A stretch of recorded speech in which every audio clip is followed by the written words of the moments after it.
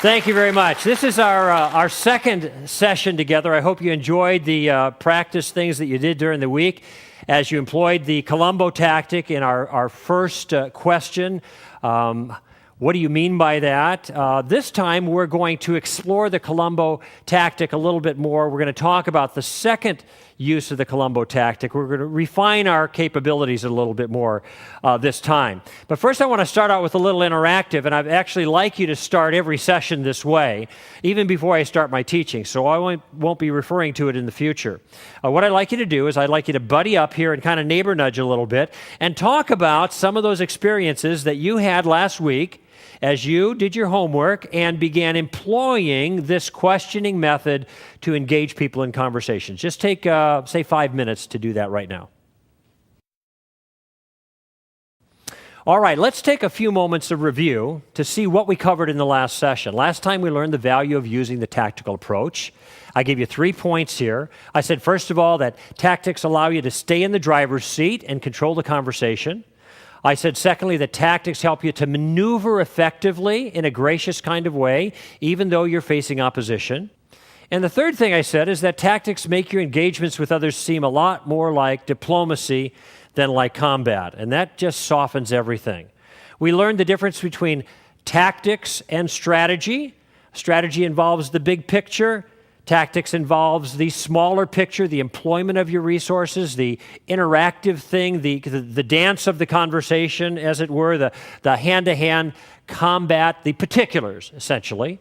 We also learned the dangers of tactics. Tactics can be used to make people look stupid, to humiliate them. That's not our goal here. Rather, tactics are clever ways to maneuver and gain an appropriate advantage in a conversation and try to stay in control when you're talking with other people.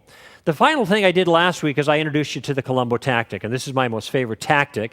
And the point of the Columbo tactic is to do what Lieutenant Columbo did, ask questions. In other words, you're using questions carefully selected for the circumstances to graciously but effectively advance your conversation. It's a great way to start a conversation. It's a great way to interact in a friendly way with people. It's a great way to get information, and it takes away the preaching part kind of witnessing. You can just engage in conversations and talk to people like that. You don't have to make your case at this particular point. You can just draw them out. We learned the first Columbo question to gain information, and that is, what do you mean by that? And that's a model question. It can be, you can use lots of different variations of that, but that's basically it. It's a clarification question. You're trying to draw information from that person. You're getting their views on the situation. And this forces them, of course, to begin thinking about what exactly they do believe about a particular thing. Now, this is what I'd like to do in our session today. I'd like to examine the second use of the Columbo tactic. I call that reversing the burden of proof. I want you to learn how to avoid some common traps in conversations when using this tactic. I want to teach you what to do when you don't know what to do. And finally, I want to show you how to use the Columbo tactic in a very special way. I call it staying out of the hot seat. All right? By the way, one of the things I really like about the Columbo tactic is it allows me to escape the charge of, you're twisting my words. Well, I can't twist somebody's words when I'm asking them a question, right?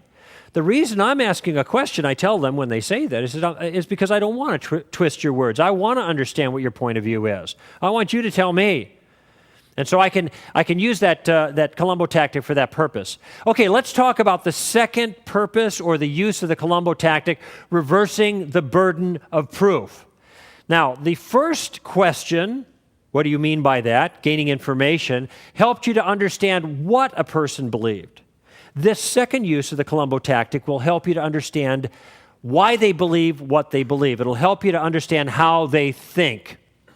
Now, I just used a word that some of you may not have heard before, burden of proof. Did you ever hear that term? Some of you, it might be new. We're going to do a little interactive to help you explore this idea. I'd like you to open your workbooks to page 22, and then in groups of 4, I want you to read all 3 questions that you find there in your workbook, and I want you to spend about 4 minutes doing the exercise that you find there together. Okay, take a few moments and do that. All right, what is the burden of proof? Very simple. The burden of proof is the responsibility that someone has for making a case for their point of view. All right? Now, here's the question. Who bears that burden? Who has the responsibility to give arguments for their point of view? Who has to take up the defensive posture? And the rule is simply this. The person who makes the claim bears the burden. Let me say that again. The person who makes the claim bears the burden. And our point here for our conversation is that you should not allow yourself to be thrust into a defensive position when you're not the one who's making the claims.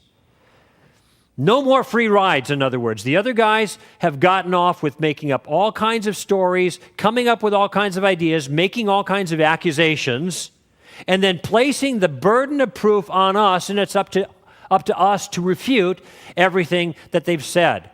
But it isn't our responsibility to refute every story that a non-Christian can spin.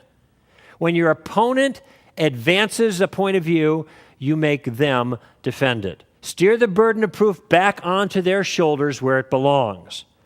Make them give their arguments for their point of view before you have to give your arguments for yours. In the immortal words of Desi Arnaz, they got a lot of splaining to do themselves, right? Some of you are saying, who is Desi Arnaz? You know, Ricky Ricardo, Lucy, you cannot be on the show. That Desi Arnaz. Listen, a lot of challenges to Christianity thrive because people have never thought through these issues very much. They've heard them, they throw them out, they've never had to defend the point of view that they're advancing against you, and so they stand. And Christians get stonewalled by ideas that sometimes are vacuous and empty, okay? This burden of proof tactic forces the other person to do the work that they should be doing to defend their view. We want people to be intellectually honest. Let me give you an example about how this worked out for me when I was on a broadcast here in the Los Angeles area. The station was a secular station, KFI. It's the number one shock jock radio station here in the Los Angeles area. And, this is where all the crazies are on, more stimulating talk radio. Well, they asked Mr. Kokel to come on the air one night and to make a case for intelligent design over and against evolution, and then they opened up the lines and let people have at me. Well, I was happy to do that because I think we have a really strong case. And somebody called in and started to invoke the Big Bang against my view. And I answered him this way, and I understand that for some of you this might be a little controversial, but in my point of view, it seems to me the Big Bang is on our side. Because if there was a Big Bang, it seems to me you need a big banger, you got to have somebody to pull the trigger, So, well, I told it to this guy, and he wasn't buying it. In fact, he began to explain to me how it was that you can have a Big Bang without a Big Banger. And I want to read to you exactly what he said because it's very revealing for our purposes here in the second Columbo question.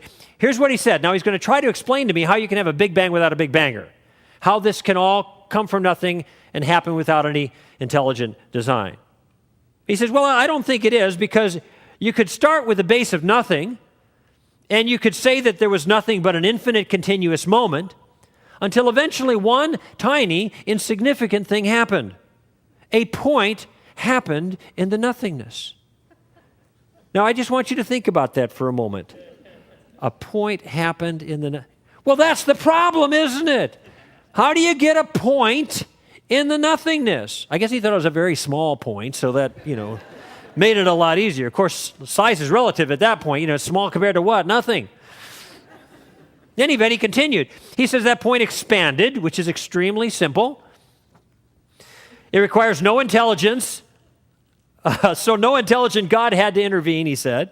All we needed was a tiny imperfection in the perfect nothingness, and that imperfection could then expand and become variegated and increasingly complex, and soon you have the galaxies and planets, and he's spinning out, I'm listening to this guy, and I'm thinking, what, is he on drugs or what?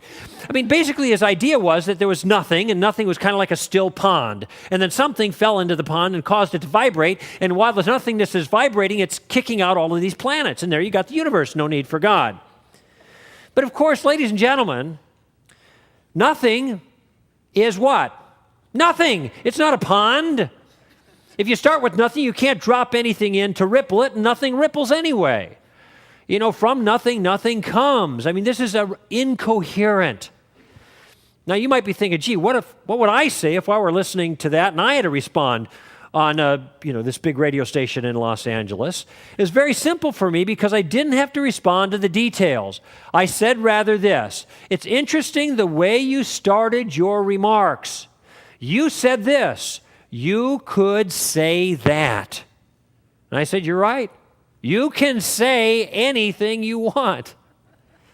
But giving reasons to believe that what you happen to say is intelligible is actually a good idea. That's another thing altogether. You see, it was his job to make a case for his point of view, not just announce it. It's not our job to refute it. And here's something that's very important to keep in mind along this line. An alternate explanation is not a refutation.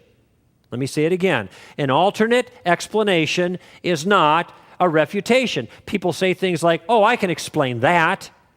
And then they come up with a story. Oh, I can explain the miracles in the New Testament. The early church put those things into the New Testament so people would follow them and be subject to the authority of the church. I can explain that. Well, that's an explanation. This might be a good starting point, but it's not an ending point. They've got to do more than give an alternate explanation. They've got to defend the alternate explanation. They have to show that their point of view is a plausible one, that their point of view is a better explanation than what you've offered. What they've said may be a legitimate starting point, but they've got to take it further. Your opponent has got to shoulder the burden of proof for his own view. Now, on the other hand, reversing the burden of proof is not a trick that we use so that we get out from underneath any obligation to make our case. I mean, we ask the questions, we put the burden on we put the burden of proof on them when it's appropriate, but sometimes it's our job to make a defense. If we make the case, if we make the claim, then we shoulder a burden. We have to answer some questions too. We have a responsibility, but so do they. And that's my point. Now, I'd like you to turn to page 25 in your workbooks and do the interactive exercise there. There are actually two parts to this exercise. I want you to find a partner and take about 10 minutes to do the whole thing, okay? Go ahead. Okay, here's the second Columbo question. It's meant to reverse the burden of proof, to put the responsibility on the other person when they make a claim. Here's the question. Now, how did you come to that conclusion? I mean, that's a model question. You can use different ways to say it. You might say, why do you say that? Or what are your reasons for believing that? Something like that. Now, of course, this question graciously assumes something, doesn't it? It assumes that the person you're talking to has what? Has come to a conclusion. I'll tell you a secret. Most people don't come to conclusions in that way. It isn't like they go through a process of discursive thought, work through the issues, and come to the conclusion they think is most reasonable. Christians and non-Christians alike emote more often than think about these kinds of issues. So don't be surprised if the person doesn't have much to say when you ask them how they came to that conclusion. Give them a few moments, draw them out, give them a chance to express his reasons if he has any. And when he does that, it will give you more material to work with. The main advantage, though, is it shifts the burden of proof back on the other person where it belongs. And as I mentioned, don't be surprised if you get a blank stare. Just be patient with the people. Continue to probe and draw them out. Many people have never thought through their views before. They don't know why they hold them. That's why sometimes the simplest, most effective question you can ask someone is, how do you know? You want to draw them out in that way. Why should I believe what you believe? What makes you think that that's the right way to see it? Or, I'm curious, why would you say a thing like that? You might say this when somebody knocks on your door. Why should I trust that your organization, the Mormon Church, Joseph Smith, the Watchtower Society, actually speaks for God? You see, these are all variations of the same question. Now, I want to take a moment to consider a few examples of this second use of the Columbo tactic. What if somebody says to you, well, you can never know anything for sure? My question is, why should I believe that? Why do you believe that? Can you give me a good reason why I should think that I can't know anything with certainty? Somebody might say, well, morals are just an invention of culture. There are no objective moral values. This would be the moral relativists. My question, what's your evidence for that? How did you come to that conclusion? The miracles of Jesus in the Gospels are just an invention of the early church. Really, can you give me some reasons why you think that that's the best explanation for the miracles in the New Testament? Reincarnation was taken out of the Bible. There's a popular one. Really, could you give me some evidence that supports that point of view? You see, it's a very simple response. It's not clever. It's just drawing people out to ask them for their justification. They make a statement. They think it shifts back on you. You immediately toss it back to them because they made the claim. Now, what I'd like you to do here is break up again for a little think, pair, share. Remember John and James, the two who disagreed about whether the embryo was a human being or not in that earlier exercise?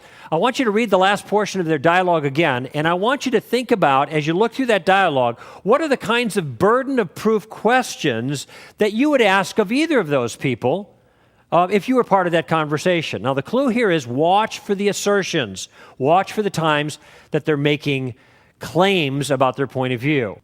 You'll find the details for this in page 27 of your workbook, and why don't you go ahead and take about 4 or 5 minutes to do that exercise together. Now, regarding the burden of proof issue, there's a little pitfall I want to warn you against. It's what I call the professor's ploy. Now, if you're in college or have been there, you probably know the professor. There's a lot of them around who makes it their professional goal to destroy the faith of every Christian that comes into their room. Somebody once said, my professor had all the Christians raise their hand at the beginning of class and then said, you won't be a Christian when I get through with you. And this is the kind of person who's very free with his ideas. And he might say something like, well, the Bible's just a bunch of fables. And in a situation like that, you often will have a well-meaning Christian in the audience who doesn't want to let this pass. You know, he's going to stand up and take the professor on and meet him head-to-head, as it were. And this is right-hearted, okay, but very wrong-headed, all right? And the reason it's wrong-headed is because it violates a basic rule of engagement. Never make a frontal assault on a superior force in a fortified position, all right? Because there is a law of nature that governs interactions like this. And here's the law. The man with the microphone wins, all right?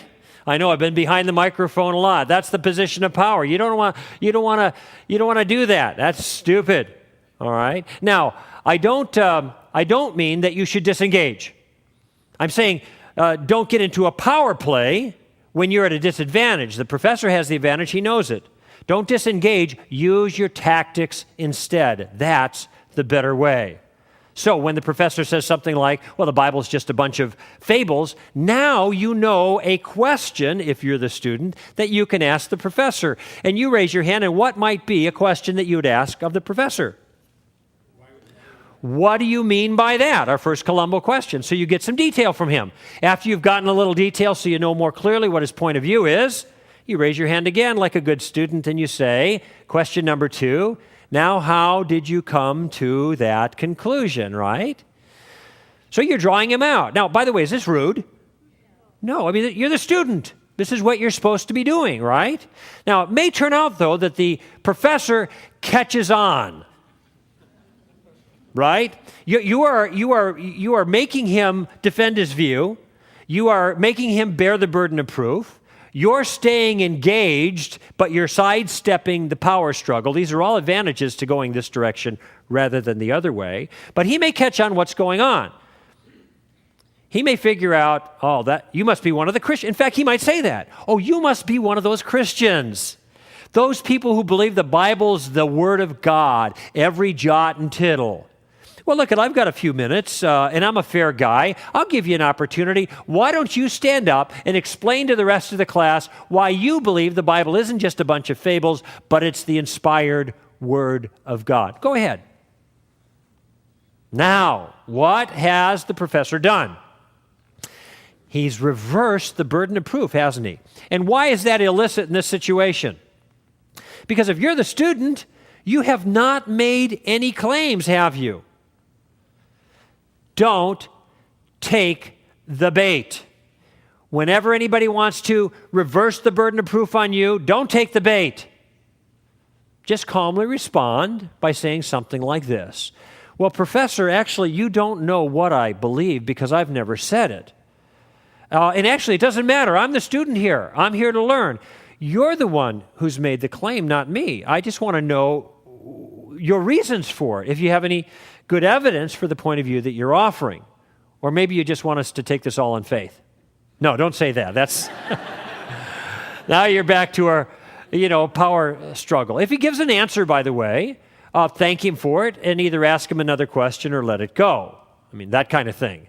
But just don't miss the implication of this technique in this circumstance here. You do not have to be the expert on everything. In fact, if you keep the burden of proof on the other side where it often belongs, you don't even have to know any answers at all. You can be very effective if you know very little if you ask the right questions.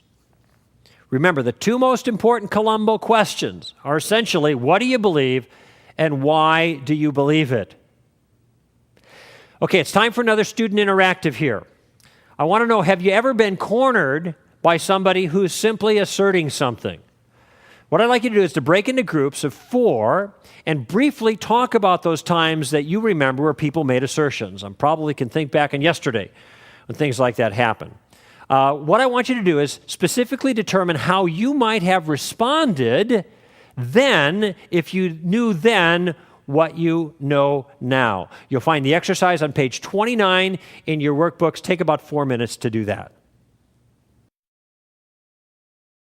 Okay, friends, I want you to just take a moment and reflect on the tone of the questions that we've had so far. These are engaging questions that we've learned, conversational.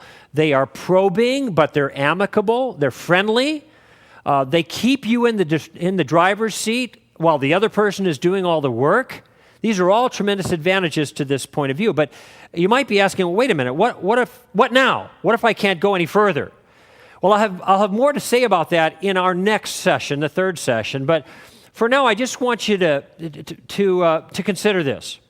You do not need to force your conversations.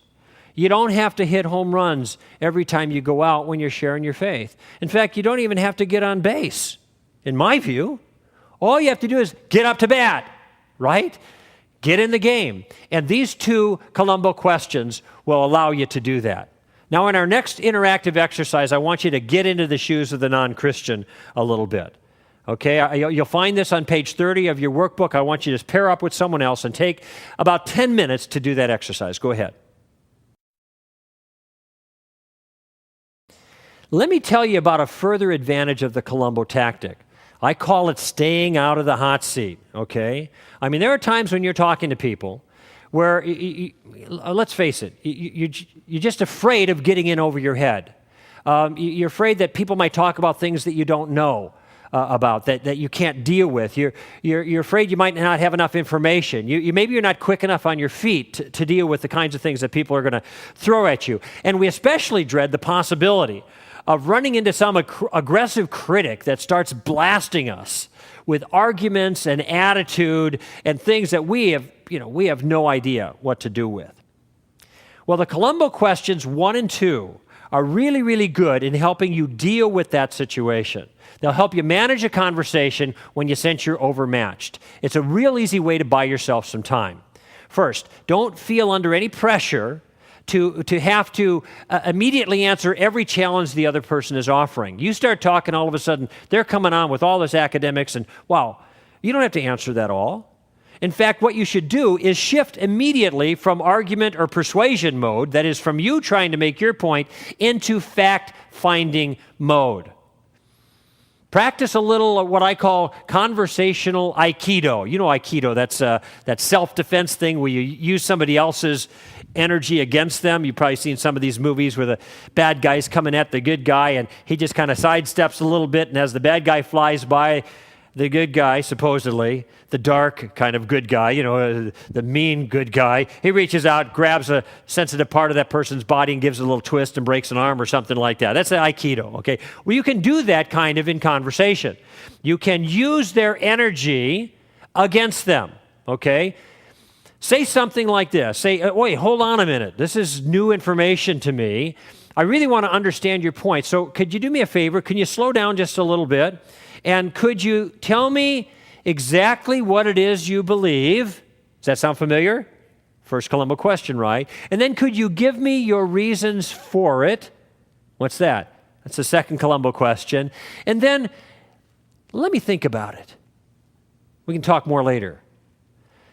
Now, ladies and gentlemen, those are the magic words. Let me think about it.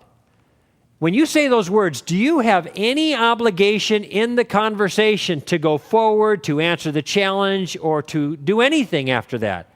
Absolutely not. You've already said that you don't know what they're talking about. You don't have the information. You can't deal with that issue. This takes all the pressure off of you. You're asking clarification questions of that person instead of having to argue your own case.